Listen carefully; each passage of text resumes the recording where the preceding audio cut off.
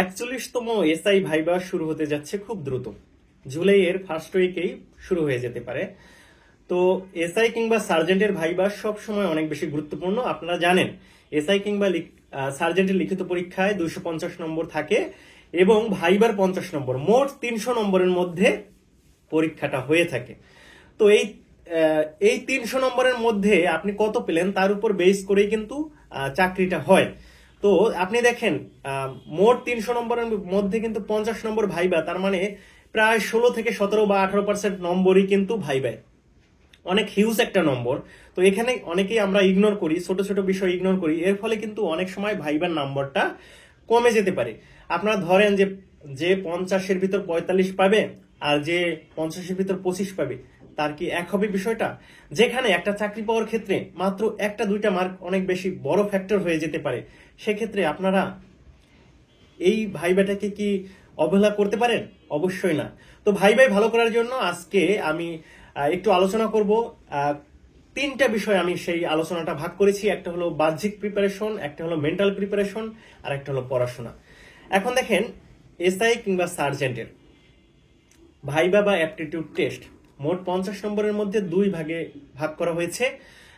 একটা হলো aptitude test, মানে আপনি কিভাবে আচরণ করছেন, কিভাবে কথা বলছেন, আপনার পুলিশের প্রতি আগ্রহ কেমন, আপনার অ্যাটিটিউড কেমন, পার্সোনালিটি কেমন, সব মিলিয়ে আপনার আচরণগত বিষয়গুলি নিয়ে হলো 25 নম্বর। আর বাকি 25 নম্বর হলো আপনি কিভাবে কি উত্তর দিচ্ছেন, কতটুকু সঠিক উত্তর দিচ্ছেন, আপনার জানাশোনা কেমন, সব মিলিয়ে ওভারঅল। আর এই বিষয়টা নিয়ে হলো 25 নম্বর। তো সব মিলিয়ে আমরা দেখতে পাচ্ছি ভাইবার বাহ্যিক প্রিপারেশন বা মেন্টাল প্রিপারেশনটাই কিন্তু আমার কাছে মনে হয় 80% রোল প্লে করে। আর বাকি আপনি কতটুকু জানেন কি না জানেন, মানে আপনার এমনি পড়াশোনাটা কতটুকু, সেটা কিন্তু বাকি 20% ভেরি করে। তো সব মিলিয়ে আমাদের তিনটা প্রিপারেশনে কিন্তু নেওয়া দরকার। এখন আমি প্রথমে কথা বলবো বাহ্যিক প্রিপারেশন। তো বাহ্যিক প্রিপারেশন হলো আপনার গেট আপটা অবশ্যই আপনাকে সুন্দর হতে হবে। অনেকেই গেট আপের ক্ষেত্রে অনেক বেশি উদাসীন থাকে।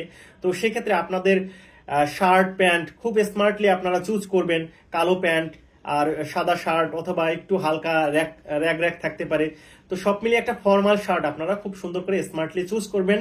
দ্বিতীয়ত বেল্ট এবং জুতা, এই ক্ষেত্রে আপনারা একটু মানে সজাগ দৃষ্টিতে থাকবেন। আমি আপনাদেরকে বলি যে অক্সফোর্ড শুটা আপনারা চুজ করবেন। এই যে দেখেন অক্সফোর্ড শু হলো এটা, এই যে এটা হলো অক্সফোর্ড শু। তো এই এই এই এই শুটা আপনারা চুজ করতে পারেন। আর অন্য কেউ যদি অন্য জুতা করেন, সেক্ষেত্রে আপনারা কালো জুতাটা করবেন, সমস্যা নেই, এটা হলে হবে। আর আপনারা বেল্টটা একটু খুব সুন্দর করে দেখবেন, একটা সুন্দর বেল্ট যেখানে কোনো দাগ নাই, কোনো কিছু নাই, এরকম বেল্ট দেখে আপনারা সুন্দর করে একটা সুন্দর বেল্ট চুজ করবেন। এক হিসাবে বেল্ট এবং জুতাই কিন্তু পুরুষের ব্যক্তিত্ব, ঠিক আছে? আর চুল কাটা অবশ্যই খুব সুন্দর করে চুল কেটে যাবেন। এইখানে মানে একদম ট্রিম করে একদম খুব সুন্দর করে একটা ফর্মাল চুল কাটা দিবেন, যাতে আবার খাদ না থাকে, এই বিষয়টা আপনারা লক্ষ্য করবেন, ঠিক আছে? আর দাড়ি ঠেপ এটা হয়ে যাবেন, বেশি বড় জুলফি রাখবেন না, ঠিক আছে? তারপর দাঁত পরিষ্কার করবেন, মুখে গন্ধ যাতে না আসে, খুব সুন্দর করে এই বিষয়গুলো আপনারা খেয়াল রাখবেন, ঠিক আছে? এবার আর একটা বিষয় হলো যে টাই আপনারা পরে যেতে পারেন, নাও পরতে পারেন। আর যেহেতু গরমের সময়, তাই আপনারা কি বলা যায়, কোট বা এই টাইপের হয়তো দরকার নেই। তারপরে যদি কেউ যেতে চান যেতে পারেন। চশমা যারা ব্যবহার করেন তারা সেই চশমা নিয়েই যেতে পারেন, ঠিক আছে? তো এই হলো আপনার বাহ্যিক যে প্রস্তুতি, এইটা আপনাদেরকে নিতে হবে। এটা নিলেই কিন্তু আপনার কনফিডেন্ট বাড়বে। এবং মেন্টাল প্রস্তুতি হলো কি, যে আপনি যে ভাইবাটা দিচ্ছেন, এটার একটা প্রস্তুতি নিতে হবে। আপনাকে কথা বলা শিখতে হবে, স্পষ্ট শুদ্ধভাবে কথা বলতে হবে। আপনি কি কথা বলছেন, কতটুকু শুনতে পাচ্ছেন, আপনাকে শোনা প্র্যাকটিস করতে হবে। আপনি যদি না শুনতে পারেন ঠিকভাবে, তাহলে কিন্তু সেটা আপনি আউটপুট করতে পারবেন না। আপনি যদি ইনপুট ঠিকভাবে না করতে পারেন, সেটা কিন্তু আপনি আউটপুট করতে পারবেন না। এর জন্য চেষ্টা করবেন আপনি সঠিকভাবে কথা শুনে সেটা 1 সেকেন্ড বা 2 সেকেন্ডের মধ্যে সেটা গুছিয়ে আবার সুন্দর করে সেটা বলা। আর একটা বিষয় হলো আপনাকে সরি বলা শিখতে হবে। আপনি কোথায় সরি বলবেন, কোথায় আপনি জানেন না, স্যার আমার এটা জানা নেই, স্যার আমার মনে পড়ছে না, এই বিষয়গুলো কিন্তু আপনাকে জানতে হবে। এটা যদি আপনি না জানেন, তাহলে আপনি কিন্তু ভাই ভালো করবেন না। আর একটা বিষয় হলো যে আপনাকে কিন্তু উত্তেজিত করতে পারে স্যারেরা।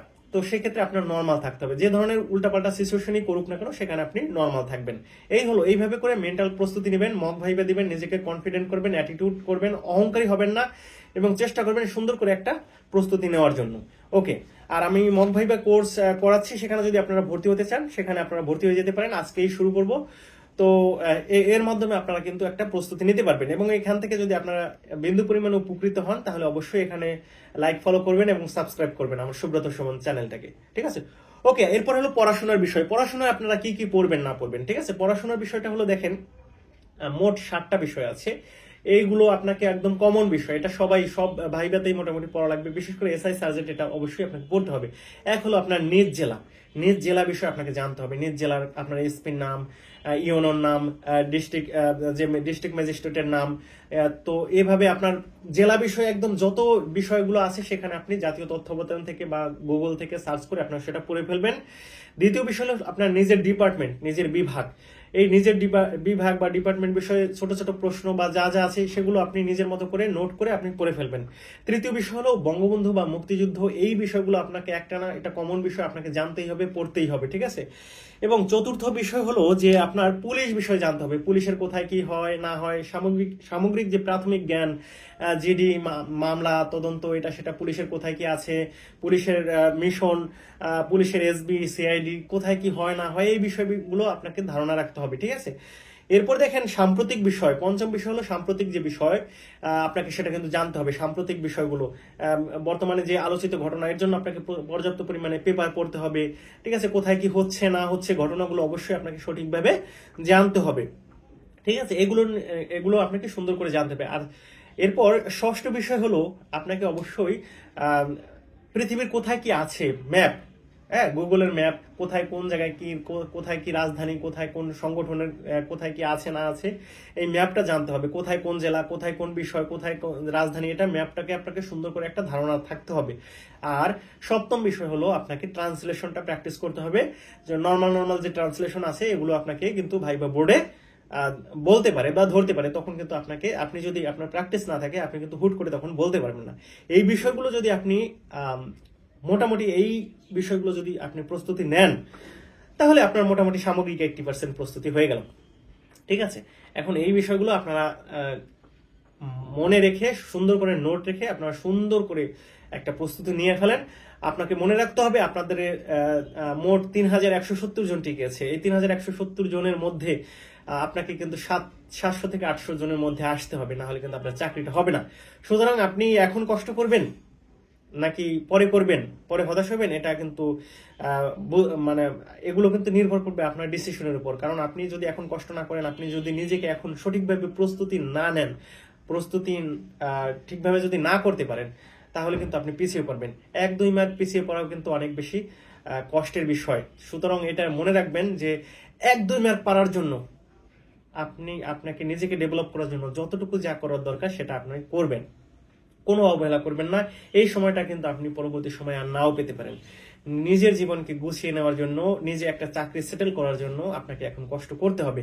কমফোর্টেবল সিচুয়েশনে না থেকে ডিসকমফোর্ট সিচুয়েশনে থেকে নিজেকে পুশ আপ করেন, ঠিক আছে? আর মনোযোগী হন আর প্র্যাকটিস করেন, দেখবেন ভালো কিছু অবশ্যই আপনি করবেন। তো আজ রাখছি, এবং আপনারা যদি এতটুকু উপকৃত হন তাহলে অবশ্যই আপনার বন্ধু বান্ধব যারা আছে, ভাই বোন কিংবা ভাতিজা, সেখানে আপনারা আমার এই ভিডিওটা দিয়ে দিতে পারেন, যাতে আপনাদের এই ভাইবা বিষয়, এসআই কিংবা সার্জেন্ট বা পুলিশের যে বিষয়গুলো নিয়ে আমি কথা বলি, তারা অনেক উপকৃত হতে পারে। আমার গ্রুপ আছে এসআই সার্জেন্ট আমার মিশন, হোয়াটসঅ্যাপ, আমার পেজ আছে সুব্রত শোভন, ইউটিউব চ্যানেল আছে সুব্রত শোভন, সেগুলোতে আপনারা অ্যাড থাকতে পারেন। তো সবাই অনেক অনেক ভালো থাকেন, সুস্থ থাকেন, সবার জন্য শুভকামনা।